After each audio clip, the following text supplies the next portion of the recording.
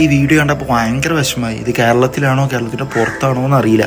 ഏതായാലും നാം ഓരോരുത്തരും ദാമ്പത്യ ജീവിതത്തിൽ കഴിയുന്ന ഓരോ ആണും ഓരോ പുരുഷനും അല്ലെങ്കിൽ ഇനി കഴിക്കാനുള്ളവരാണെങ്കിലും നമ്മൾ തിരിച്ചറിയേണ്ട ഒരു കാര്യമുണ്ട്.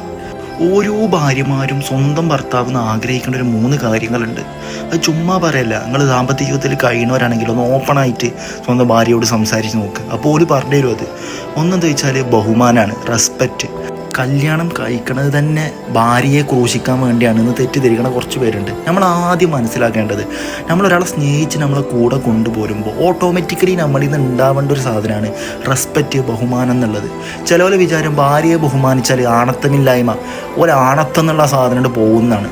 അപ്പോൾ ആദ്യമായിട്ട് നമ്മൾ മനസ്സിലാക്കേണ്ടത്, നമ്മൾ സ്നേഹിക്കുന്ന ഒരാളോട് റെസ്പെക്റ്റ് കൊടുക്കാൻ ഒരിക്കലും മടി കാട്ടരുത്. അത് ആണായാലും പെണ്ണായാലും. രണ്ടാമതായിട്ട് ഒരു ഭാര്യ അല്ലെങ്കിൽ ഒരു പെണ്ണ് ആഗ്രഹിക്കുക സ്വാതന്ത്ര്യമാണ്. കാരണം അത്രയും കാലം സ്വന്തം വീട്ടിലെ ഉമ്മാൻ്റെയും ഉപ്പാൻ്റെയും ലാളന കൊണ്ട് സ്നേഹം കൊണ്ട് വളർന്നൊരു പെണ്ണ് വേറെ വീട്ടിലേക്ക് പോകുമ്പോൾ സ്വാഭാവികമായിട്ടും അവൾ ഭയക്കുന്ന ഒരു കാര്യം എന്നുള്ളത് സ്വാതന്ത്ര്യമാണ്, ഫ്രീഡം എന്നുള്ളത്.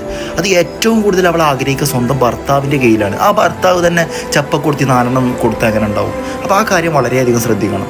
മൂന്നാമതായിട്ട് ഒരു ഭാര്യ അല്ലെങ്കിൽ ഒരു പെണ്ണ് ആഗ്രഹിക്കുക പിന്തുണയാണ്. കാരണം വേറൊരു വീട്ടിലേക്ക് വരികയാണ്, ആരും അറിയാത്ത, ഇതുവരെ പരിചയമില്ലാത്ത കുറേ മുഖങ്ങൾ. ആ മുഖങ്ങളിൽ അവൾക്ക് ഏറ്റവും കൂടുതൽ പരിചയമുള്ളത് സ്വന്തം ഭർത്താവിനേക്കാരം. അപ്പോൾ ഏറ്റവും കൂടുതൽ അവൾ പിന്തുണ ആഗ്രഹിക്കുകയും സ്വന്തം ഭർത്താവ് എന്നാണ്.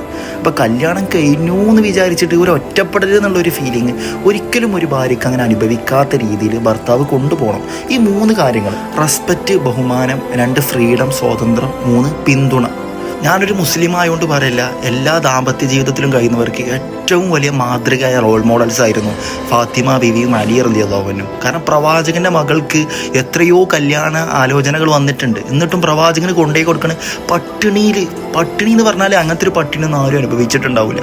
അത്രക്കും പട്ടിണിയിൽ ജീവിക്കുന്ന ഒരാളെ കയ്യിൽ പോയിട്ടാണ് ഫാത്തിമാനെ ഏൽപ്പിക്കണത്. എന്നിട്ട് 2 കൈ പിടിച്ചിട്ട് പറയുന്നുണ്ട്, ഫാത്തിമ, ഈ ലോകത്ത് വെച്ചിട്ട് ഏറ്റവും നല്ലൊരു ഭർത്താവിനെയാണ് എൻ്റെ കൈകളിൽ ഞാൻ ഏൽപ്പിച്ചിരിക്കണമെന്ന് പറയുന്നുണ്ട്. നമ്മളെ ഫാത്തിമ ബീവിയുടെയും അലി റളിയല്ലാഹുവിൻ്റെയും ജീവിതം പരിശോധിച്ച് നമുക്ക് മനസ്സിലാവും.